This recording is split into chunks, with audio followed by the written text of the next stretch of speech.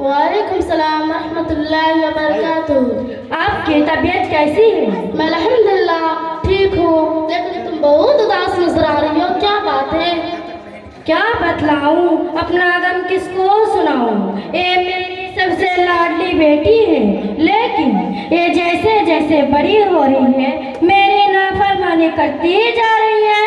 इसी की फिक्र में मेरी रातों की नींद और दिन का सुकून खत्म हो गया है, इसीलिए बहुत उदास हूँ। क्यों जी, अपनी अम्मी की बात तुम क्यों नहीं मानती हो?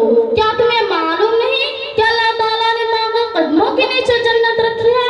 क्या तुम नहीं जानती हो कि जो इंसान माँ की नाफरमानी करता है अल्लाह उसे सख्त नफरत करता है, तो जन्नत के बजाय जहन्नम में दाखिल कर देगा।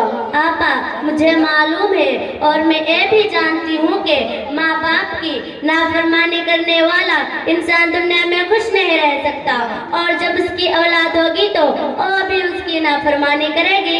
जब तुम जानती हो तो फिर तुम अपनी माँ की नाफरमानी क्यों करती हो? इसलिए कि मेरी माँ ने मेरा हक अदा नहीं किया।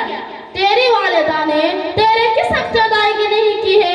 उसने तुम्हें 9 माह तक मुसीबतों के साथ अपने पेट में रखा, फिर इंतहाई मुशक्कतों के साथ फिर तुझे जन्म दिया, फिर तेरी माँ ने तुझे दूध की शक्ल में अपना खून पिलाया। उसने अब तुम कहती हो उसने हमारा हक अदा नहीं किया? नहीं आपा, मेरा मतलब ये नहीं था, बल्कि मेरा मतलब ये है कि जब किसी औरत को अल्लाह ताला औलाद से नवाजता है तो माँ की 3 जिम्मेदारी होती है। अपनी औलाद का बेहतर और इस्लामी नाम रखे, अपनी औलाद को कुरान और हदीस की तालीम सिखाए, जब उसकी शादी की उम्र हो जाए तो उसकी शादी करा दे। लेकिन मैं जब पैदा हुई तो मेरी माँ ने इस्लामी नाम के बजाय मेरा नाम दुर्गा रख दिया, और मैं जब बड़ी हुई तो उन्होंने मेरा दाखिला मदरसा के बजाय स्कूल में करा दिया। इसलिए आपा, मैं उनकी बात नहीं मानती हूँ। मैं मानती हूँ कि तेरी वालिदा ने तेरे हुकूक की अदायगी में कोताही से काम लिया, लेकिन इसका मतलब ये नहीं कि तुम भी उस हुकूक की अदायगी में कोताही करो।